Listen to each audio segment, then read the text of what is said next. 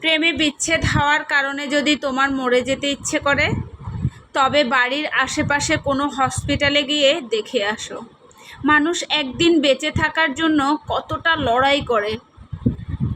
সামান্য অভাবে যদি তুমি দিশেহারা হয়ে পড়ো, তবে রাতের আধারে রাস্তার দুপাশে ঘুমিয়ে থাকা মানুষগুলোকে একবার দেখে এসো, যাদের পেটে নেই ভাত, মাথার উপর নেই ছাদ। যদি তুমি কালো হওয়ার কারণে নিজের মুখ লুকিয়ে বেড়াও অন্যদের কাছ থেকে, তবে অ্যাসিডে ঝলসে যাওয়া মানুষগুলোর দিকে তাকাও, যারা নিজেদের সেই ঝলসানো চেহারা নিয়েও সমাজে ঘুরে বেড়াচ্ছে অবলীলায়। যদি তুমি নারী বলতে লোভী, ছলনাময়ী, ধোঁকাবাজ মনে হয়, তবে নিজের মায়ের দিকে তাকাও, যে তোমার বাবার অভাবের সংসারে না খেয়ে পড়ে আছে, তবুও ধনী কাউকে বিয়ে করার পথ বেছে নেয়নি।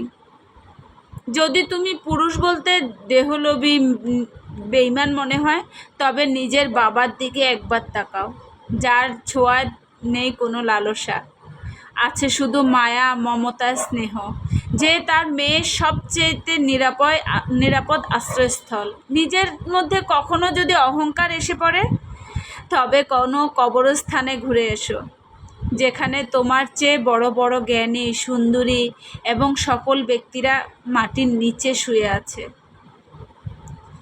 আমরা আসলে অল্পতে অনেক কষ্ট পেয়ে যাই, অনেক কিছু করে বসি, ঠিক না? আমরা কি এভাবে কখনো ডিপলি চিন্তা করেছি যে আমাদের যে জীবনটা আমরা উপভোগ করতেছি, আল্লাহ তাআলা সেটাই তো একটা নিয়ামত দিয়ে রাখছে। সেই নিয়ামতটা আমরা উপভোগ না করে আমরা সামান্যটুকু একটু মনে খারাপ লাগলে, কারো প্রতি অভিমান আসলে আমরা কি করে নিজের জীবনটা দিয়ে দিই, দুনিয়া থেকে চলে যাই। এটা কি আদৌ ঠিক?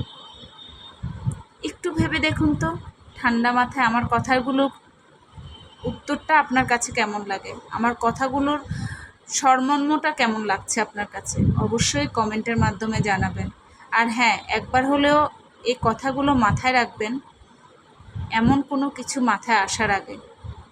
ভালো থাকবেন। আসসালামু আলাইকুম।